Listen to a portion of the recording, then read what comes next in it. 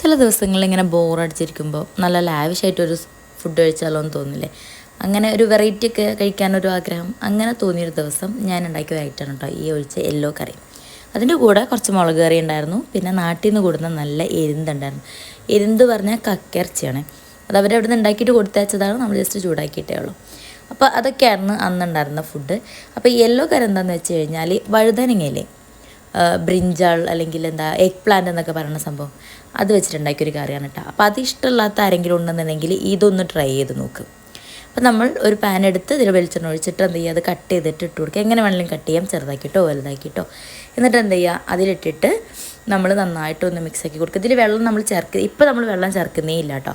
എന്നിട്ട് അതിലോട്ട് ആവശ്യത്തിനുള്ള ഉപ്പും മഞ്ഞൾപ്പൊടിയും മുളകും പൊടി ഇട്ട് കൊടുക്കുക. നന്നായിട്ട് മിക്സാക്കി കൊടുക്കുക. അതിൽ മാത്രം ആ വെളിച്ചെണ്ണയിൽ ഇരുന്നിട്ട് അത് വേവണേ. അപ്പോൾ നിങ്ങൾ എന്ത് ചെയ്യുക, ഒന്ന് അടച്ച് വെച്ചാൽ മതി, അപ്പോൾ പെട്ടെന്നായി കിട്ടും. ഇനി ഇത് നന്നായിട്ട് മിക്സ് ചെയ്ത് കൊടുത്തിട്ട് അതിൻ്റെ കൂടെ ഞാനൊരു ഇത്തിരി നല്ല ജീരകം ഇട്ട് കൊടുക്കുന്നുണ്ട്. നല്ല ജീരകം ഇഷ്ടമില്ലാത്തവരാണെങ്കിൽ ഇടണ്ട, പക്ഷേ ഞാനൊരു ഫ്ലേവർ ഇട്ടാൻ വേണ്ടിയിട്ട് ഇട്ട് കൊടുത്തതാണ്. വേറെ മസാലയും പൊടിയും ഒന്നും ചേർത്തിട്ടില്ല. നന്നായിട്ടിത് മിക്സാക്കി കൊടുക്കുക. അപ്പോൾ അടച്ച് വെച്ച് കഴിയുമ്പോൾ നല്ലോണം ഒന്ന് വാടി പോലെ അങ്ങാവും. ഇപ്പോൾ ഈ ഒരു ഇതാവണ സമയത്ത് എന്ത് ചെയ്യുക, നമ്മൾ നല്ല തൈരില്ലേ, കട്ട തൈര്, അത് നല്ലോണം മിക്സാക്കിയിട്ട് എന്ത് ചെയ്യുക, അതിലോട്ട് ഇട്ട് കൊടുക്കുക.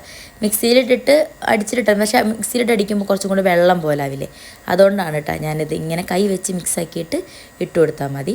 നന്നായിട്ട് ഇളക്കി കൊടുത്തിട്ട് ചെറുതായിട്ട് ഇങ്ങനെ ഒരു പൊന്തി വരില്ലേ, അതായത് നല്ല തിളക്കേണ്ട, ജസ്റ്റ് ഒന്നിങ്ങനെ ചൂടായിട്ടൊന്ന് പൊന്തി വരുന്ന സമയത്ത് എന്ത് ചെയ്യുക, ഫ്ലെയിം ഓഫ് ചെയ്യുക. എന്നിട്ട് കുറച്ച് കടുകും ഉലുവയും വേപ്പിനെല്ലാം കൂടെ ഒന്ന് വറുത്തിട്ട് അതിലോട്ട് ഇട്ട് കൊടുക്കുക. അപ്പോൾ വഴുതനങ്ങ ഇഷ്ടപ്പെടാത്ത ആരെങ്കിലും ഉണ്ടെന്നുണ്ടെങ്കിൽ ജസ്റ്റ് ഇങ്ങനെ ഒന്ന് ട്രൈ ചെയ്ത് നോക്കി, എന്തായാലും ഇഷ്ടപ്പെടും. അപ്പോൾ ഒക്കെ പറഞ്ഞ പോലെ